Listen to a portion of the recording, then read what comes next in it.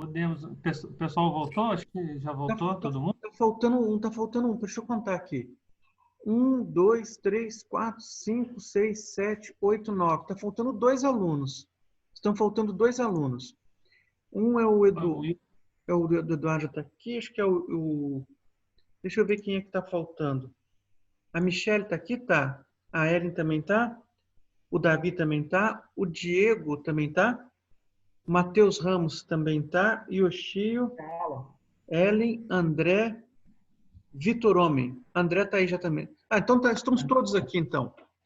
Nós podemos continuar. Deixa eu só voltar para a telinha ali para a gente comentar em cima da telinha que a gente estava falando.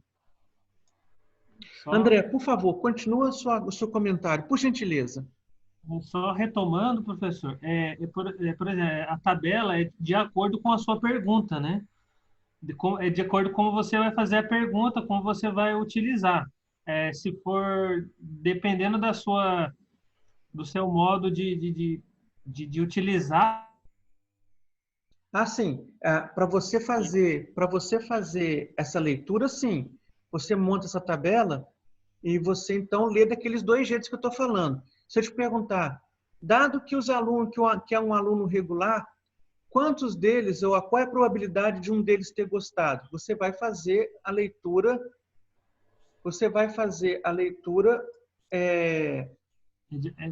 Você vai ter que fazer. Como vai ser interpretado, né? Agora, para calcular essa estatística aqui quadrada, você pode fazer isso usando qualquer perspectiva, ou a perspectiva pelas colunas ou a perspectiva pelas linhas. Isso não importa. Você pode escolher, porque vai dar a mesma coisa no final. Tá certo? Vai dar a mesma coisa. Não, aqui é só a dúvida assim, acho que não sei do Kiala, a nossa, mais ou menos é isso. É de acordo com como a gente vai interpretar. Daí né? Não, são coisas distintas. O cálculo da estatística do Q quadrado independe da sua interpretação.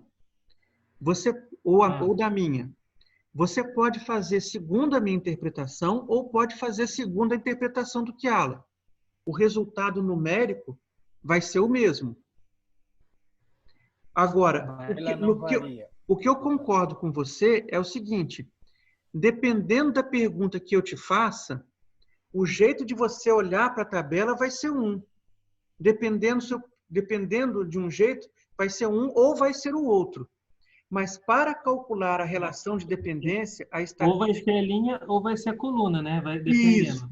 Mas isso dependendo da pergunta que eu te faço em cima da tabela. Isso. Mas para você calcular a estatística do Q quadrado, você pode adotar a minha perspectiva, essa que eu acabei de apresentar, a perspectiva por coluna, ou pode adotar a perspectiva do Kiala, a perspectiva por linha. Não importa. O valor numérico vai ser o mesmo. Sim. Ao final, o resultado vai ser o mesmo, vamos dizer assim. Né? Vai ser o mesmo. Esse número que você vai achar aqui, ele vai ser o mesmo.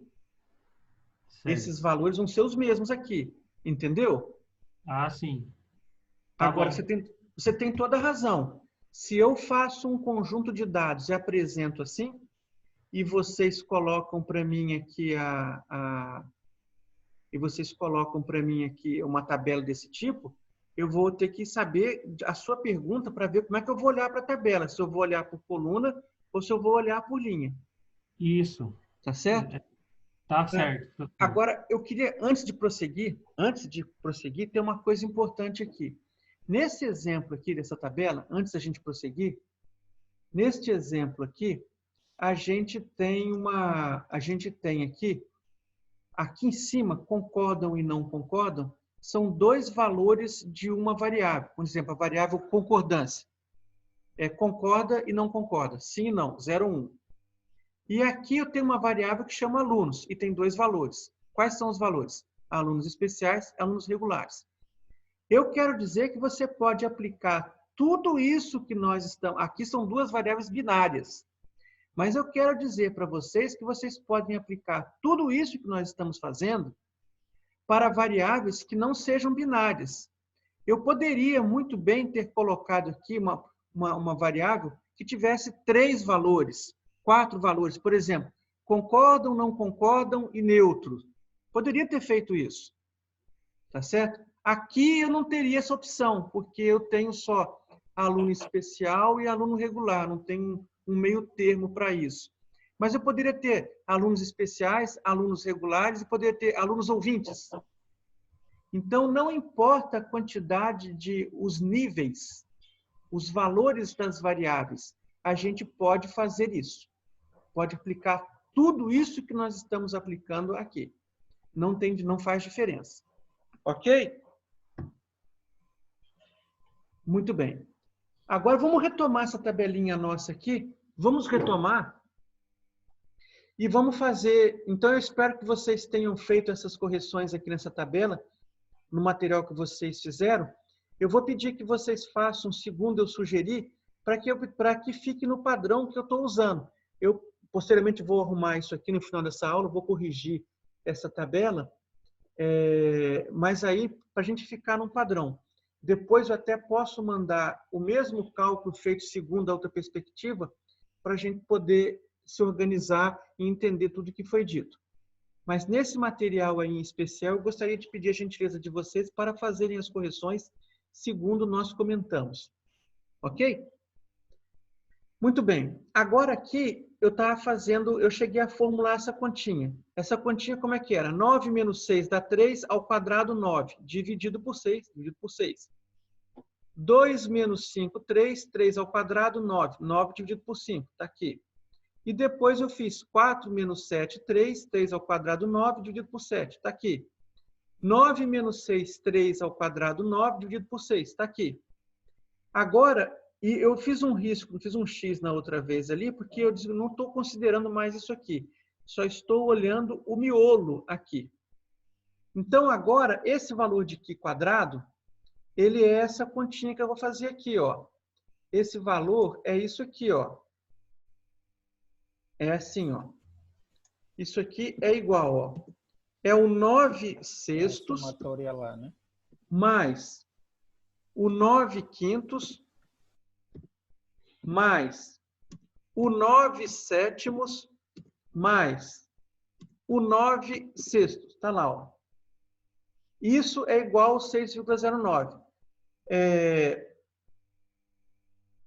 Vocês fazendo essa continha, pode ser que dê uma diferencinha ou outra mínima por conta dos arredondamentos. Mas esse é o valor que eu achei aqui para essa tabela. 6,87. Quanto? 6,087. Algo assim. Certo. Só arredondou. Então, eu aproximei para 6,09. Não vai fazer muita diferença. Então, esse é o valor. Ok? Agora, olha só. Olha só. Feito isso, eu já posso comparar o Qi quadrado lá que eu tenho com a estatística do Qi quadrado. Deixa eu evoluir para o próximo slide e eu vou procurar lá, olha. Esse é o Qi quadrado que eu calculei. É o Qi quadrado daqueles dados. Esse é o Qi quadrado daqueles lados. Agora eu vou comparar. Eu sei que tem 1 grau de liberdade só. Por que eu sei que tem 1 grau de liberdade? Porque, olha aqui, ó. Grau de liberdade. Vamos escrever para que a gente possa entender. Vou chamar o grau de liberdade de GL. Como é que eu vou calcular? Vou calcular assim.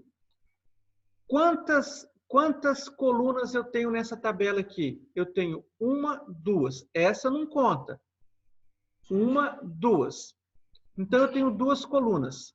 Então, eu vou fazer 2 menos 1 e vou multiplicar pelo número de linhas menos 1. Quantas linhas eu tenho nessa tabela? 1, 2. Então, 2 menos 1. É sempre assim. Então, 2 menos 1 é 1. 1 vezes 1 igual a 1. Ok? Então, foi assim que eu descobri o número de graus de liberdade, que eu vou usar na tabela. Então, voltando aqui para a tabelinha. Então, eu vou procurar aqui, graus de liberdade igual a 1. Acabei de calcular.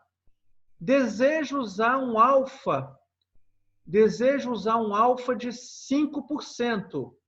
5%. Então, 100% menos 5% vai dar o quê? 95%. 95% é assim. Mas por que eu estou fazendo isso? Porque a tabela que eu disponho é assim. Você vai encontrar na literatura trocentos tipos de tabela. Cada uma vai ter um jeito de calcular. Esse é o jeito que eu tenho aqui, ó. Essa minha tabela funciona assim. Então, eu vou olhar aqui, olha, 95% com n igual a 1, vou achar aqui um número crítico de 3,84. 3,84, olha só, 3,84. Esse é o valor crítico. Então, eu vou comparar aqui, ó. Eu vou olhar o valor do alfa, o valor do Q quadrado que eu calculei, 6,09, vou comparar com esse crítico. Então, olha só, significa que esse valor é maior do que esse. Se esse valor é maior do que esse, significa o quê? Que as variáveis, eu vou rejeitar essa hipótese nula e vou aceitar a hipótese alternativa. Ou seja, as variáveis são dependentes. As variáveis são dependentes. Essa é a conclusão a que eu vou chegar. Se eu quisesse, por exemplo, ser mais rigoroso e usar um alfa de 1%, estou sendo mais rigoroso. Então, 1% menos 1% menos 100% menos 1% vai dar o quê? Vai dar 99%. Se eu fosse olhar aqui com 99%, eu ia achar 6,63. E 6,63, o que acontece? O 6,09 não é maior. Então, eu não poderia rejeitar essa hipótese nula. Se eu tivesse sido mais restritivo e procurado mais certeza no meu teste, usando um nível de significância de 1%, eu não poderia admitir que as variáveis são dependentes. Eu ia julgá-las independentes. Então, a gente precisa tomar cuidado com isso. Por que isso ia acontecer? Provavelmente porque o tamanho da nossa amostra é pequeno. E as frequências que a gente está encontrando ali são pequenas. Então, qual é a lição que a gente tira disso? Se eu tenho amostras muito pequenas, inferiores àquelas que foram tabeladas lá como a condição ótima do teste, eu devo ser um pouco menos restritivo e não ser muito restritivo. Por exemplo, eu poderia ter adotado, se eu tivesse adotado aqui um nível de significância em torno de 2,5%, eu ainda poderia julgar que as variáveis são dependentes por essa variável aqui. O problema aparece à medida que eu vou me restringindo mais. Por que isso? Porque eu tenho um número de amostras inferior. Se vocês observarem nas restrições que eu pedi para o teste aqui, ó, que ele precisa ter um número de amostras maior ou igual a 20, e se a amostra for menor do que 40, eu tenho que ter valores esperados maiores do que 5. Eu tenho valores esperados aqui maiores do que 5, isso é verdade. Mas a minha amostra está muito perto do limite, eu tenho 24, é muito pouco acima de 20. Então, quanto mais próximo eu estiver desse limite, menos exigente eu deveria ser com o teste. Você fazer uma declaração dessa com 2,5%, tá bom. Ou até um pouco mais. A gente vai ver que entre esse valor e esse aqui, 2% está por aqui, ó. Está por aqui, ó. Você ainda conseguiria rejeitar H0 com 2%. E quando você escolheu 1%, mesmo que você não pôde rejeitar, mas ficou muito próximo. Então, se eu estivesse analisando isso e fosse dar um veredito, como é que eu teria que fazer? Eu teria feito tudo isso e teria dito o seguinte, olha, as variáveis são dependentes a um nível de significância entre 2%. Um pouco menor do que 2%. Eu teria dito isso. E eu ia assumir a dependência das variáveis. Eu ia assumir essa dependência. Então, isso é importante para nós. Trazendo o gráfico para a gente poder ver, olha o que acontece. Aqui eu ainda fiz uma coisa melhor. Eu calculei o valor exato. O valor que dá o 6,09%, aqui, ó, a primeira é aquela curva da distribuição Q quadrado. Aqui o valor crítico de 3,84 dá uma área dá os 5%. Se eu tivesse adotado um valor crítico de 6,09, igualzinho o valor que eu achei, ele representaria um nível de significância de 1,4%. Isso aqui foi o valor calculado exato, não foi pela tabela. Eu fiz pelo próprio programa Excel, calculei exato o valor. Então, reparem só como acontece isso. Então, nesse caso, eu diria assim, eu não usaria o valor crítico, eu diria assim, as variáveis são dependentes com um nível de significância de 1,4%. Tá certo? Então, eu vou dizer isso aqui, ó, que eu rejeitei H0 com um nível de significância de 1,4%. Está perto de 1%, tá bom, tá ótimo.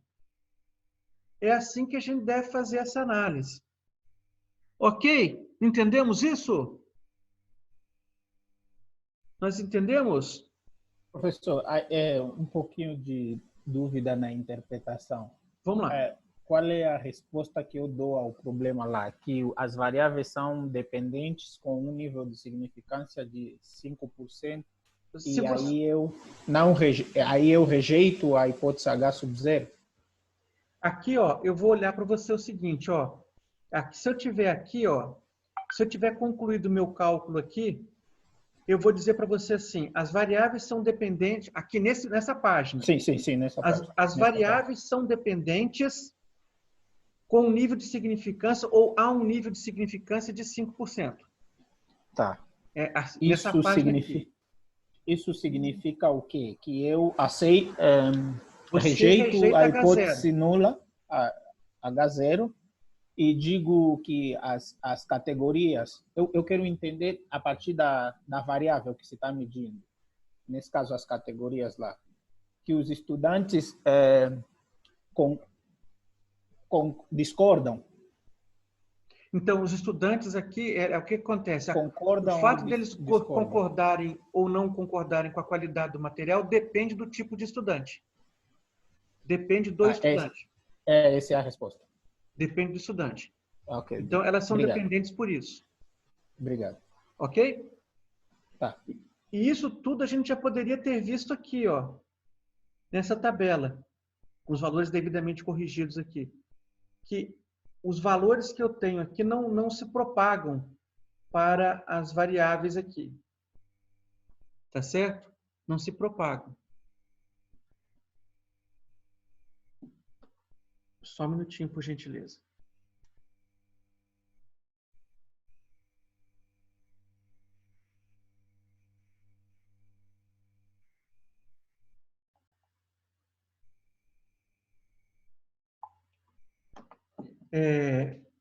Então, é isso que acontece aqui.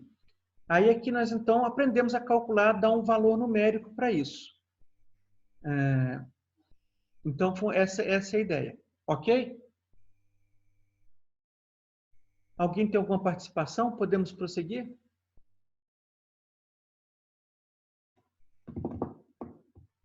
Podemos prosseguir? Então, vamos lá. Então, nós vamos dar um exercício depois para vocês avaliarem aí. Um para usar aquele método do Mann-Whitney e um outro para poder usar esse teste de Q quadrado. Nós vamos fazer isso aí. Então, vocês esperem por isso que eu vou mandar para vocês exercícios sobre isso aí. Muito bem, senhores. Então, para a gente ir finalizando a nossa escala de Likert, aqui eu tenho deixa eu só tirar essa mensagem daqui. Aqui nós temos algumas escalas que foram inspiradas na escala de Likert. nós temos aqui algumas escalas.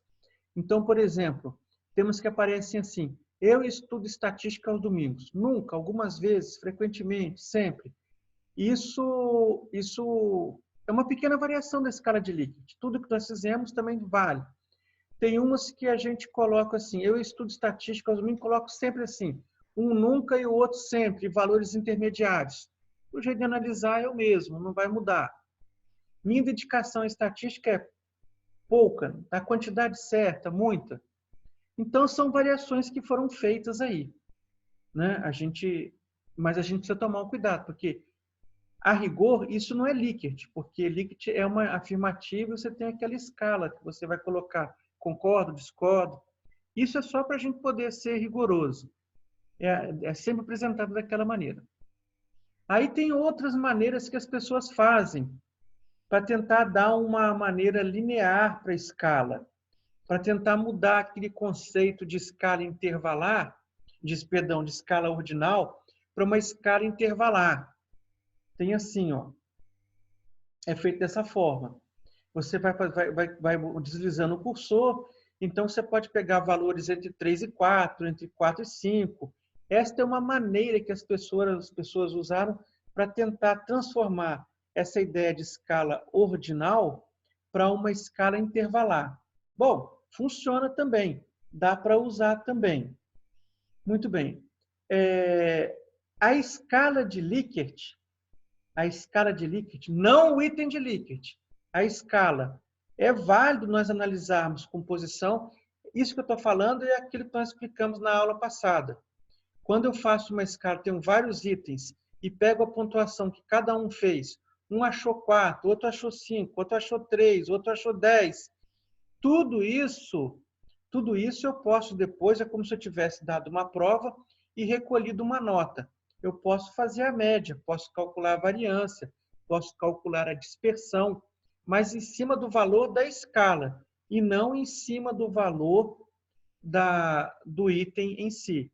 E aí eu posso fazer estatísticas paramétricas, como o teste T, posso fazer ANOVA, posso aplicar regressão e coisas do gênero. Isso eu posso fazer. Aqui tem um exemplo em que eu fiz, um trabalho que eu fiz. Eu estou apresentando aqui porque é meu, posso apresentar e posso falar mal, posso falar bem, não tem nenhum problema. Em que eu usei uma escala, não era uma escala de Likert, né? E eu pedia para as pessoas, eu estava medindo, na verdade, a sensação térmica da pessoa. Sensação de calor, sensação de frio. Então, as pessoas iam marcando nessa escala aqui, e eu depois, então, a cada pedido meu, eu ia comparando isso, ia vendo, por exemplo, na primeira medida que eu fiz, a 23,1, uma pessoa aqui eu tinha 3 pessoas respondendo. Duas pessoas achavam que estava ótima a temperatura, uma achou que estava frio para ela. Depois, quando nós subimos a temperatura para 25,2 graus centígrados, uma pessoa achou que passou de 0 para 1, a outra achou que ficou bom, ficou neutro para ela, está ótimo aquela temperatura, a outra achou que estava muito quente. Então, eu usei essa escala, fiz esse trabalho aqui com essa escala e acabei tendo bons resultados e usando os valores testes, valores de posição, média, mediana, estatísticas paramétricas. Então, é um jeito. Agora, nós temos aqui algumas informações. Dicas para formular os itens de Likert. Primeira coisa, evitar declarações factuais. Né? Por exemplo, o que é um fato, você não precisa julgar. Né? Vamos dizer assim, um fato. Todos nós morreremos um dia. Isso é um fato. O cara vai dizer lá, concorda. Né? Claro, todo mundo tem que concordar. Você tem que usar a escala para percepções. É uma escala psicométrica, não uma escala factual. Isso você não precisa usar essa escala para fazer isso. Se você tem formulou algum questionário e nesse questionário você está colocando uma informação factual, essa não é a maneira de colher esse dado. Né? Essa não é a maneira.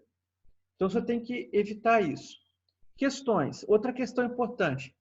Quando você fizer as suas afirmações, as suas declarações, as suas assertivas, você não deve misturar tempo passado com tempo presente. Essa escala é voltada para acolher a percepção atual dos respondentes. Então, você deve se fixar em fazer as suas afirmações para o momento presente, né? Eu concordo. Eu estou infeliz com o confinamento. Vamos dizer assim, eu estou infeliz, ou então assim, eu estou contente com o confinamento. Eu me sinto bem confinado. Você vai responder, eu concordo, não concordo. Isso agora. Não adianta eu perguntar para você da sua percepção no passado. Daqui a 3, 4 meses, você não tem mais a mesma, não guardou com você o mesmo sentimento, a mesma percepção do momento em que você enfrentou essa situação do confinamento, da restrição. Então, você deve sempre colocar aqui é melhor. Você sempre colocar o presente é melhor. Evitar ambiguidades. Não é? Por exemplo, que uma das coisas muito comum é você usar negativas. Por exemplo, assim, eu não estou feliz com o confinamento.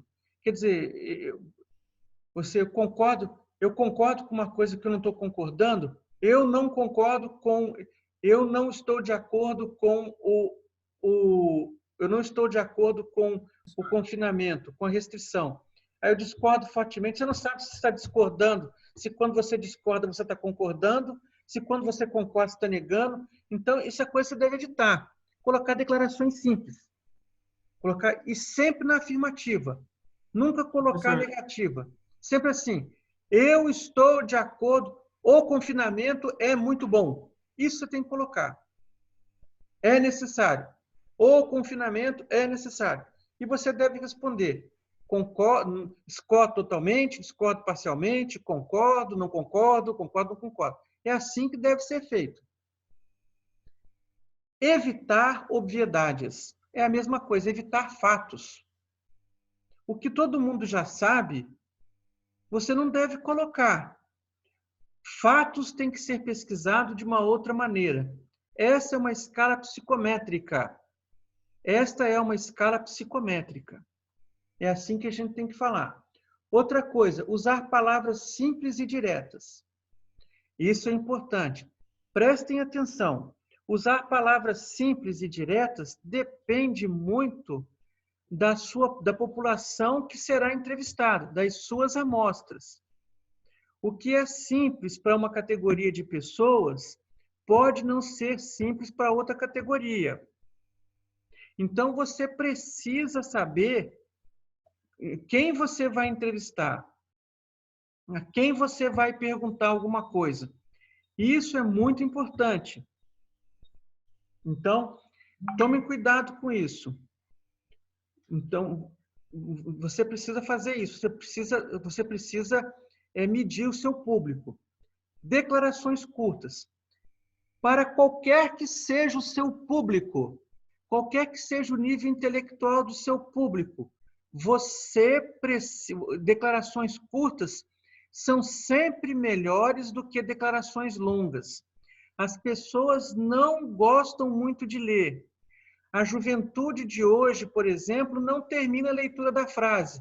Começa a ler e no meio do caminho eles já respondem as coisas. Então, quanto mais longa for a sua pergunta, maior a resistência a responder o seu questionário e mais imprecisão você vai ter. Então, declarações curtas. E outra coisa, se possível, que todas elas tenham o mesmo tamanho, para que você não prejudique uma afirmativa em detrimento de outra. Expressar apenas um conceito em cada item. Cada item deve ter apenas uma única coisa. Deve medir apenas um único ponto. Você não deve misturar num item questões assim como conectivos como isso e aquilo, isso ou aquilo. Sempre uma única afirmativa, focando sempre num único ponto. Né? Isso que eu acabei de falar está aqui também no outro, na próxima caixinha, que fala e ou. A gente tem que estar sempre ligado com isso. Evitar sentenças compostas também. É a mesma coisa. Você faz uma declaração longa e depois você vem com uma outra, aí você conta uma historinha e depois você vem com a afirmativa. Sabendo-se que a peste negra foi uma peste que dizimou de 2/3 a 50% da Europa, é correto afirmar? Eu afirmo que. Então, evita isso, não conta historinha. Vai lá no ponto crucial que você quer indicar.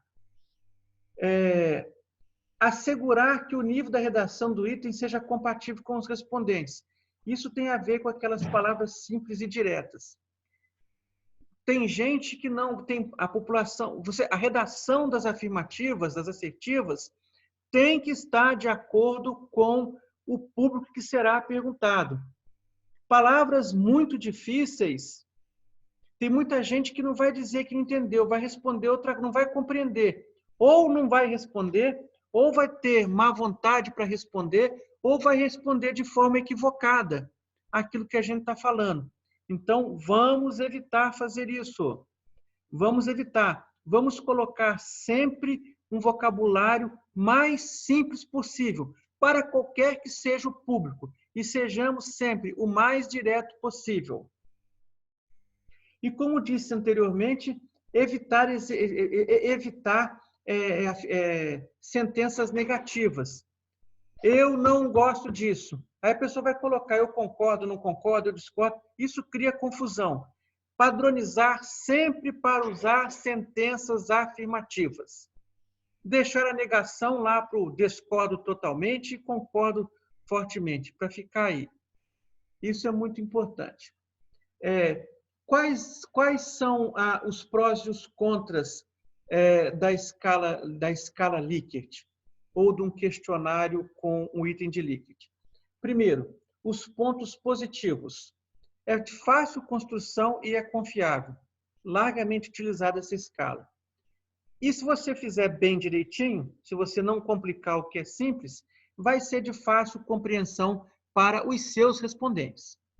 Quais são os pontos contra? Quais são os pontos contra da escala de Likert?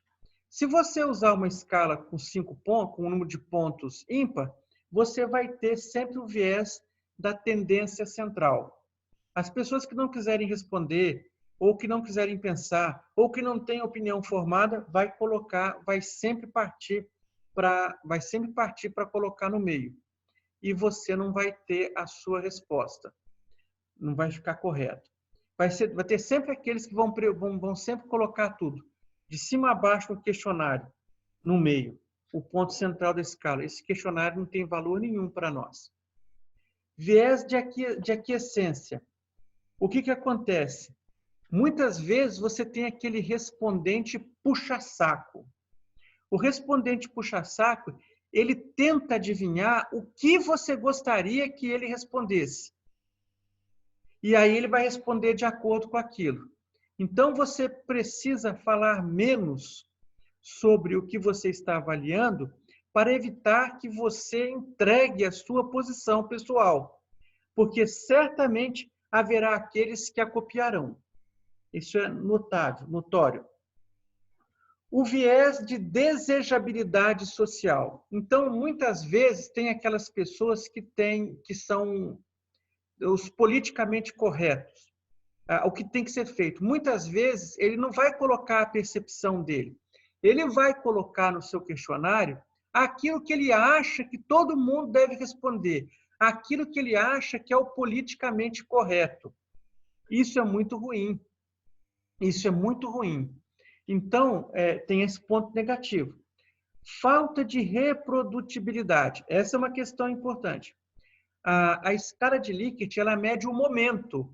Então, uma coisa feita hoje pode não ser a mesma feita há 10 dias atrás. Outra coisa, como mede percepção, a percepção varia de grupo social para grupo social. Então, um mesmo questionário submetido a 2 grupos sociais pode dar respostas diferentes. Então, você precisa formular muito bem as suas hipóteses. E outra coisa, existe uma dificuldade muito grande em demonstrar a validade do questionário. Demonstrar a validade do questionário é uma ciência. Fazer questionário, usar as escalas e medir a confiabilidade e tudo mais é um curso à parte. É um curso sozinho. É um curso para você fazer o semestre todo. Então, é muito difícil você provar a validade de um questionário. Existem questionários que circulam aí até hoje e são tidos como questionários válidos, mas você, de vez em quando você vê que tem pontos falhos. Então, ele tem esse problema aqui. Muito bem, pessoal. Chegamos ao final do nosso tópico escala de Likert. Alguém teria algum ponto para levantar? Nós vamos ficar sem... Daqui a pouquinho já deu o sinal que vai cair a reunião. Caindo, eu não vou abusar mais da paciência de vocês e não vou chamá-los para uma nova reunião.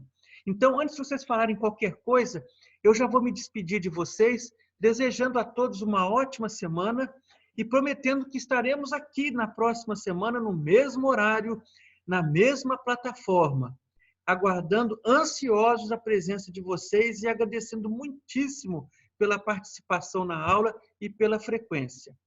Se alguém tiver algum comentário, estou aqui, sou todo ouvidos a vocês. Puxa, Obrigado, professor. Quem está falando?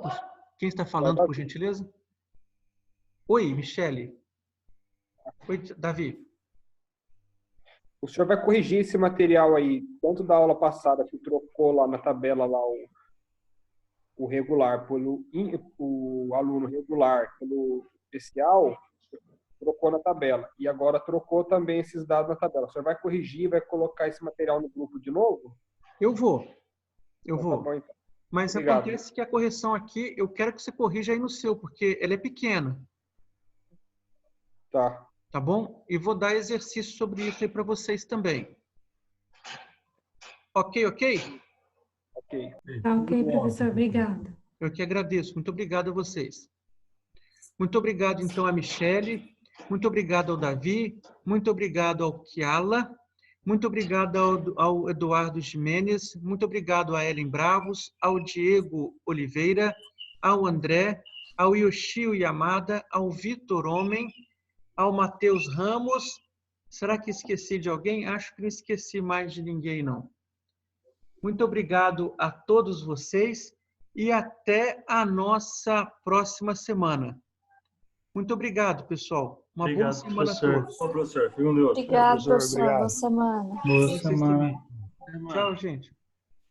Tchau.